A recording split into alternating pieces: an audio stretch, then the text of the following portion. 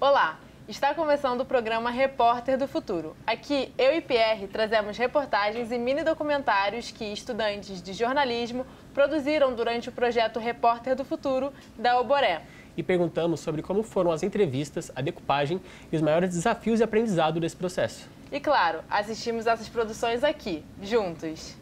No episódio de hoje, estamos com Nicole Modesto e Luísa Santos, que participaram da 16ª edição do módulo Descobrir São Paulo, Descobrir-se Repórter, do projeto Repórter do Futuro. Bem-vindas, meninas. Tudo bem? Obrigada. Obrigada. Bom. Bem-vinda, meninas. Que bom que vocês estão aqui com a gente.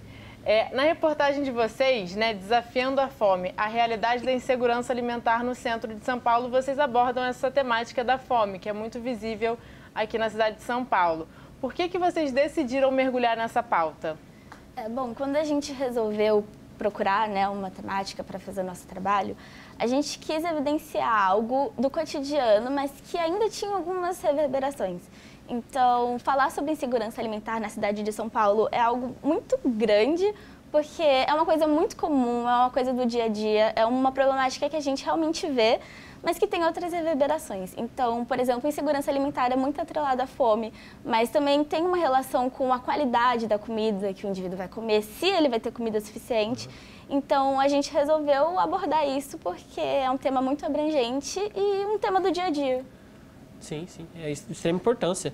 Tanto que, para vocês fazerem uma reportagem dessa, vocês tiveram que entrar em contato com diversas iniciativas para essa distribuição gratuita de alimentos. Como foi para vocês fazerem essa pesquisa? Vocês já tinham em mente uma específica ou foram se adaptando? Primeiro a gente começou com o Bom Prato, que a gente tinha uma noção de que ele realmente existia ali na região. E depois, através de conversa com as pessoas que frequentavam, a gente teve uma certa noção de outras instituições, como a Ação Retorno e também outras como... Outras ONGs da região, né? Isso.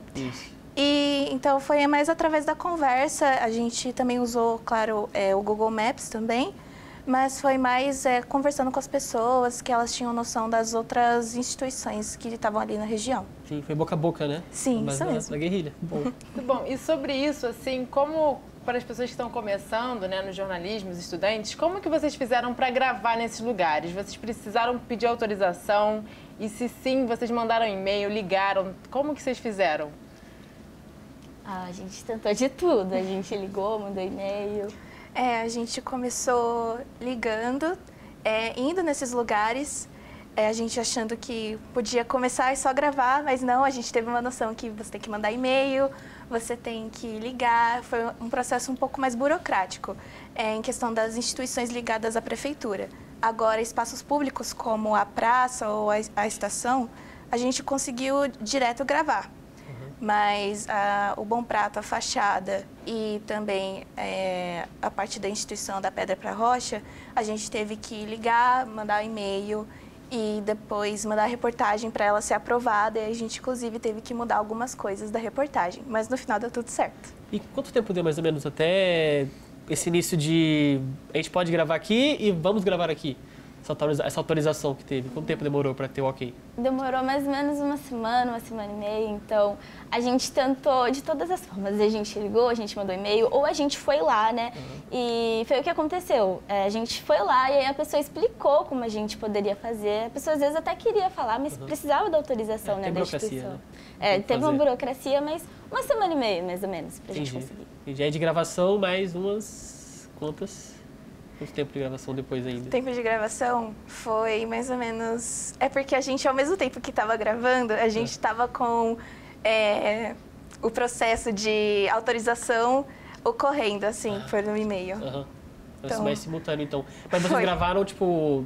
Eles chegavam lá na fila, já com o celular na mão e começava a gravar? Com o celular gravando e outro para fazer de microfone? Como é que foi isso? Não. Não. Como é que foi? A gente chegou conversando com as pessoas. Inicialmente, a gente gravava assim a fachada, não as pessoas. E aí, conforme a gente ia gravando, as pessoas até chegavam para perguntar o que estava acontecendo, o que a gente estava fazendo. E aí a gente começou a dialogar. Então, Teve um processo também, assim, inicialmente estávamos um pouco envergonhados, então a gente chegava e levantava assim um pouquinho o celular, depois a gente falou, não vai dar pra ser assim, né? Então, aí a gente conversou com as pessoas e foi tudo tranquilo, a parte da gravação. As pessoas eram receptivas, então, pra falar com vocês? Olha, algumas não. No começo, algumas pessoas elas ficavam bem acanhadas, elas ficavam na defensiva para conversar com a gente e fazer entrevista. Então, foi a partir desse diálogo que a gente foi conversando, se aproximando mais dos próprios entrevistados ou das outras pessoas que estavam ali perto na fila também, que a gente conseguiu dar continuidade na entrevista.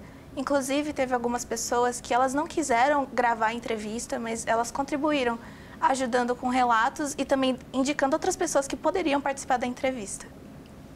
Entendi. Bom, então, no final das contas, tinha que chegar mais no mansinho para poder amanciar o pessoal, foi o que funcionou para poder valer. E para entrevistar fontes especialistas, no caso, foi do mesmo jeito, celular, para chegar assim gravando? Então, o que vocês fizeram? Com o especialista especificamente, com o primeiro, a Dani Alvarenga, que participou também, mas não conseguiu vir, ela conversou com ele e ela gravou com uma câmera que ela conseguiu pegar na faculdade, né? E aí, então, o áudio ele também foi captado pelos materiais da faculdade. A especialista que a gente chamou foi pelo celular mesmo, tanto que a gente grava na rua, né? Então, a maioria do documentário, na verdade, da reportagem, a gente fez com o celular mesmo.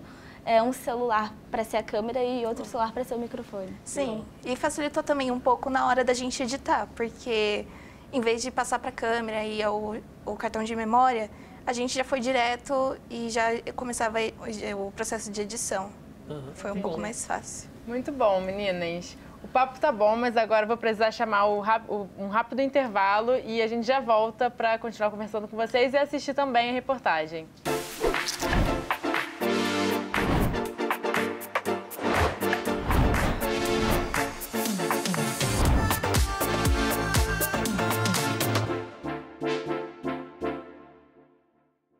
E aí, pessoal, tudo bem? Tá assistindo o programa e ficou com vontade de participar do projeto Repórter do Futuro? Acesse oboré.com para saber mais sobre os requisitos e sobre os prazos de inscrição. Quem sabe o seu trabalho não é exibido aqui, na Rede Câmara.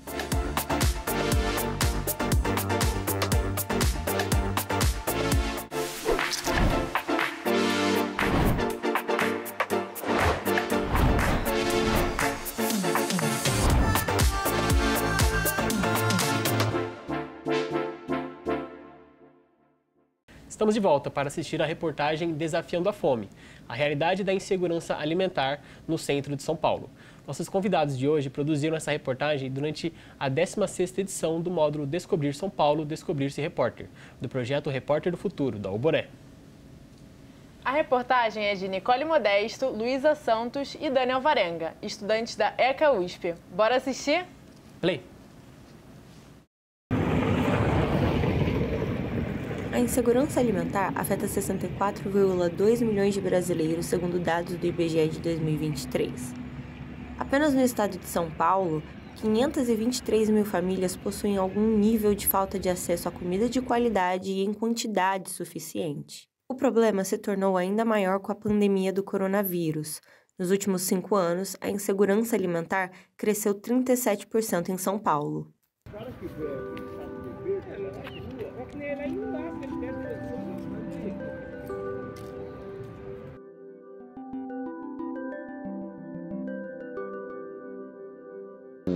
Conjunto de, sei lá, de normas ou não é nem normas, né? Ou uma cultura de você se alimentar bem, ter uma segurança,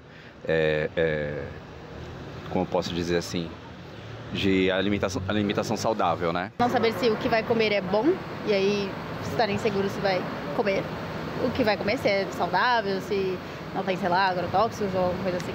Eu acho que é isso. A insegurança alimentar depende dos alimentos que a gente come também, se tem data de validade e tudo, né? Bonitinho, certinho, né?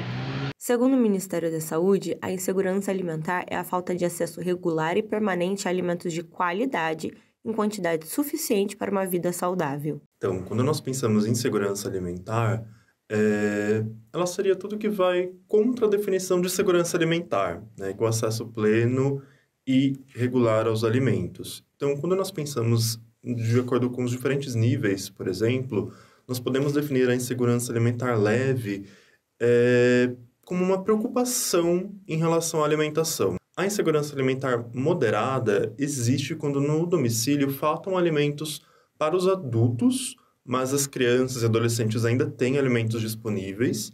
E na insegurança grave, aí toda a família já é atingida. Falta alimentos em quantidade ou qualidade suficiente para os adultos e também para as crianças e adolescentes que residem ali naquele domicílio. Dentre as diversas pessoas que vivem o dilema da insegurança alimentar na cidade de São Paulo, muitas se alimentam em instituições e ONGs que distribuem refeições prontas para a população. A insegurança alimentar afeta não apenas a saúde da população atingida, ela também colabora para manter o ciclo de desigualdade no país. Eu sou o Jaime e no momento eu estou morando no ABEG, certo? E estou lá. Tá bom, né? Um lugar que eu consegui ficar, porque pelo menos tem um teto, uma cama para mim dormir toda noite e não estou na rua, porque na rua é pior. E tá bom, né? Enquanto não aparecer uma coisa melhor, eu estou lá. Para mim tá bom. Tá mais seguro? Tá mais seguro, lógico, que na rua não dá. E eu estou aqui vivendo aí, comendo por aqui, comendo um bom prato, aqui nesses caras que dá comida. Tô indo. E por enquanto não tá. Por enquanto eu tô nessa. Por conta da pandemia mudou bastante o cenário. Era muito difícil antes, hoje é menos difícil. Ainda é difícil o acesso a essa comida in natura, né, para cozinhar, para preparar. E em alguns casos, como eu falei, principalmente nos casos mais extremos, que tem os pais adictos, não adianta você mandar a comida in natura, ela para cozinhar a cesta básica. Você precisa oferecer programas como hoje, que existe o Bom Prato, existe o Rede Cozinha Escola, que são alguns restaurantes aqui no centro, na cidade de São Paulo, mas é importante essa comida já preparada para essa criança ter acesso a esse alimento, porque você não vai colocar uma criança de 5 anos num fogão. O número de pessoas afetadas pela insegurança alimentar e nutricional grave no Brasil recuou de 33,1 milhões em 2022 para 8,7 milhões em 2023. Com a diminuição, o percentual da população atingida pelo problema passou de 15,5% para 4,1%. A falta de dados nos municípios e distritos dificulta o combate à insegurança alimentar. Muitas pessoas trabalham incansavelmente para que a alimentação digna chegue na população que necessita de ajuda. Cristiane Fagundes é assistente social e coordena o projeto Associação Resiliência, localizado na Zona Norte de São Paulo. E aí na sexta-feira, quando começou o decreto, aí já 3 dias sem dormir, só perguntando como é que a gente vai fazer, eu recebo uma ligação do pessoal daqui do centro, Ação Retorno, o pessoal do Instituto Sonhe, falando que chegou muitas marmitas para cá e que ia perder e que a gente tinha que arrumar, porém não tinha carro. E aí a gente começa a levar todos os dias para os bairros 750 marmitas, tinha dia de chegar a 1.200 marmitas e sem carro. O centro foi uma grande base para nós, chegava diariamente, já teve dia de chegar a 5.000 refeições aqui. A nossa base era aqui no Instituto Sonhe, na Cleveland. Aqui a Ação Retorno também recebia lanches, recebia muita coisa. A Casa da Pastoral do Povo de Rua, que é aqui no centro, também nos ajudou muito. E o Mesa Solidária, gratidão enorme também daqui do centro, nos ajudou muito. Então o pessoal, quando viu que estava sobrando aqui no centro, teve, né, esse coração, esse desprendimento de doar para nós, para a comida chegar lá na ponta. Então foi muito legal. Eu acredito que a oferta da comida é realmente produzida, porque você entra também, quando a gente fala da preparação da comida, a gente está falando de vários fatores, não é só entregar uma cesta básica. Então a pessoa precisa ter um saneamento básico adequado para lavar esse alimento, para produzir ele, né, com o mínimo de contaminação possível. Ela precisa do gás para cozinhar essa comida, né, de uma forma mais segura. A gente já teve alguns casos de incêndio na comunidade, inclusive no último incêndio, infelizmente, faleceu uma criança da comunidade. Ela precisa também depois de um preparo para guardar, depois que produziu essa comida, porque também não dá para ficar cozinhando todo dia, porque não tem dinheiro para comprar aquele botijão de gás, né, que também não está barato, é R$110. Então, quando a gente fala do preparo na comida, a gente tem que pensar essa cadeia toda. Para combater a insegurança alimentar, são criadas ONGs e instituições na capital paulista. Esse é o caso do projeto da Pedra para a Rocha, uma organização que realiza a entrega de 500 refeições diariamente. Qual é a importância dessas ONGs? Olha, Daniela, eu acho que elas são muito importantes, mas sem política pública eficiente, elas não vão conseguir acabar com esse problema que é sistêmico. O senhor acha que o governo não ajuda? Não está ajudando em nada. E como o senhor acha que podia melhorar? Tiver mais uma atenção mais adequada com a equipe deles para nós. O senhor acha que eles não dão Não está tendo capacidade para dar uma atenção adequada para todos nós aqui. Tanto dos moradores de calçada, como os caras que já têm seu lar. Se não tivessem esses lugares no prazo retorno, como você acha que as pessoas ficariam assim? Ia ser feio, principalmente para esse pessoal que mora na rua. Ia ser feio, ia ser complicado. Porque essas comidas que tem aí ajudam muito quem é carente, né? Que se não tivesse comida aqui, doação, ia ser complicado. Complicado mesmo, porque você sabe, né? As pessoas que moram na rua, depende disso, depende daqui, dali, do Bom Prato. Né? E o Bom Prato sempre o nosso parceiro. Porque é demais. Aqui o Bom Prato é a salvação também da capital paulista, dos pessoal melhor que mora aqui, carente. O Bom Prato não pode pensar nem fechar, porque se fechar o Bom Prato também é grave, é terrível. Eu não gosto nem de falar essa frase de o Bom Prato fechar, porque... Onde está na praça, a polícia chega no cacetete e fala todo mundo para sua casa.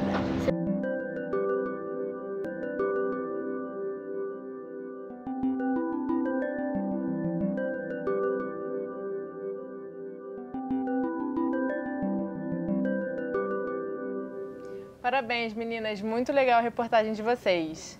E é isso, a gente volta daqui a pouquinho para continuar o papo com essas duas aqui.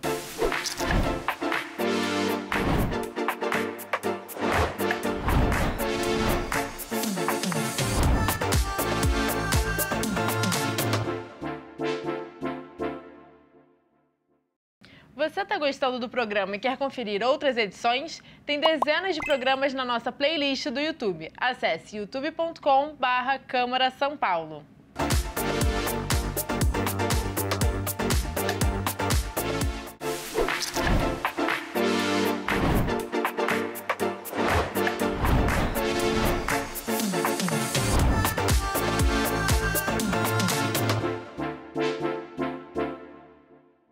O Repórter do Futuro está de volta. Hoje conversamos com Nicole Modesto e Luísa Santos, participantes da 16ª edição do módulo Descobrir São Paulo, Descobrir-se Repórter.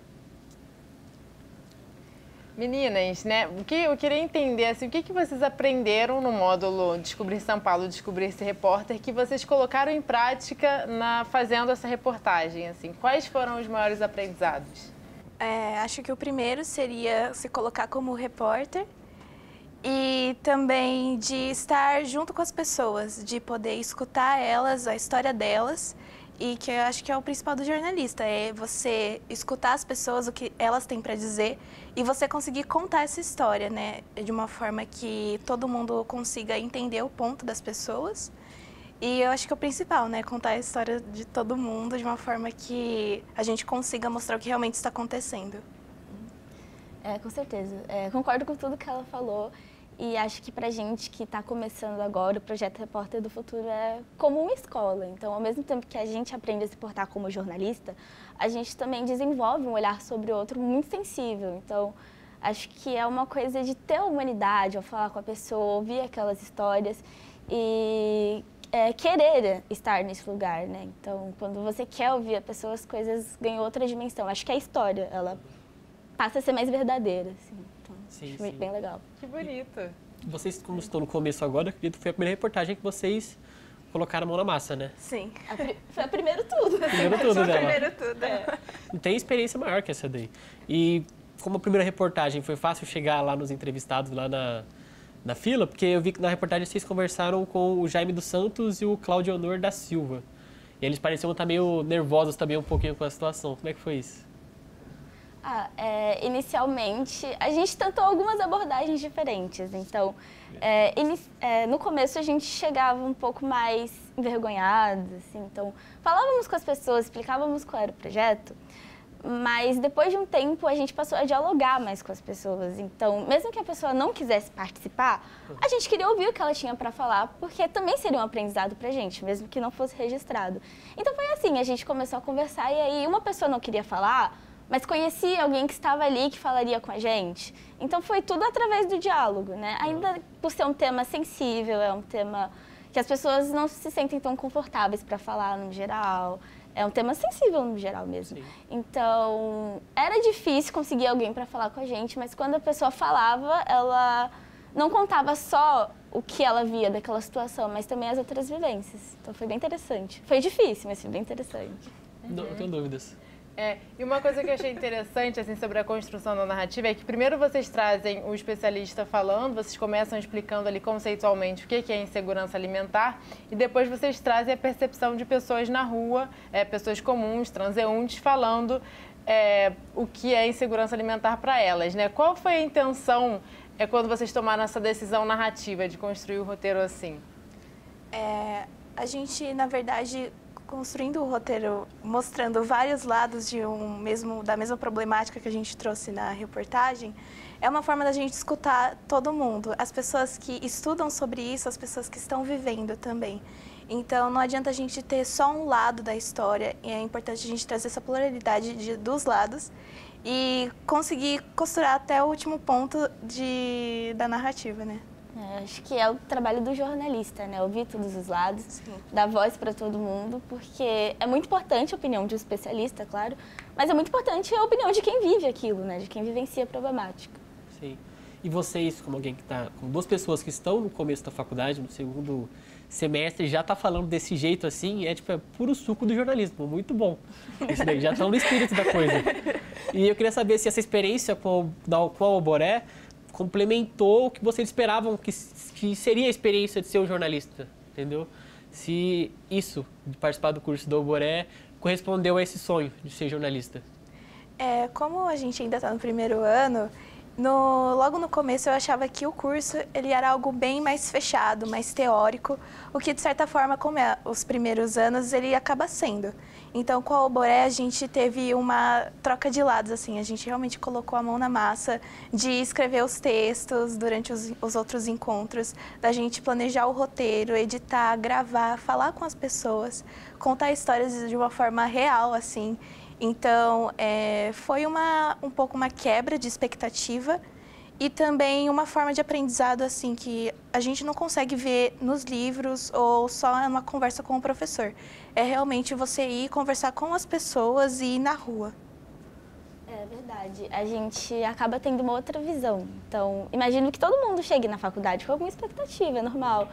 E, na minha visão, o jornalismo também era algo muito fechado e ainda mais pelas opiniões das outras pessoas, algo que, sei lá, né, no futuro talvez não exista. E não, a gente vê que a profissão do jornalista, ela vai continuar existindo porque ela tem um papel social, né, ela tem um papel pela cidadania. Então, na Oboré, o fato da gente ter tido contato com outras pessoas também, com outros especialistas, fez com que a gente visse que não, é algo muito amplo e foi uma surpresa muito positiva, assim, realmente é algo que a gente não aprende em livro, a gente não vai aprender lendo. Foi muito legal. Muito bem. Colocaram a mão na massa e viram que nada melhor que isso, principalmente para quem está começando agora. Tem mais experiência do que o pessoal que está lá na frente da faculdade. E vocês mencionaram a parte de edição um pouco, como é que foi isso, da produção? O processo de edição, eu intercalei entre editar na faculdade e editar em casa. Então, ao mesmo tempo que começa a partir da decupagem e escolher as músicas, depois sincronizar o áudio com o vídeo, que é, inclusive, acho que é a parte mais fácil. A parte mais difícil é elencar, é a gente hierarquizar as informações. Então, a quantidade de material, é claro que a gente não conseguiu usar tudo. Então, para deixar tudo, de certa forma, que feche a reportagem, eu acredito que escolher o que mais ia aparecer ou o que menos ia aparecer foi um dos processos mais difíceis e também, é claro, o tempo. Entendi. E quanto tempo no total vocês tiveram de material captado? Foi mais ou menos uns 39 minutos. Olha, e aí tiveram que reduzir para um total de 15 minutos, mais ou menos, de reportagem. Sim. Ajuda bastante. E é isso, acho que, infelizmente, a gente está chegando no final. O papo foi muito bom, um documentário maravilhoso, mas, por enquanto, é só. Fechou? Obrigado por ter nos acompanhado até aqui. Nos próximos episódios, teremos novos convidados e mais reportagens e mini-docs para você. Obrigada. Te espero nos próximos encontros. Se inscreva no canal do YouTube da Câmara. Os episódios de todas as temporadas estão disponíveis lá. Acesse o QR Code que está aqui na tela. Siga também as redes sociais da Uboré. Lá você acompanha a disponibilidade dos módulos. Um abraço. Na próxima segunda-feira a gente se vê de novo. Rede Câmara São Paulo. Sua conexão com a política da cidade.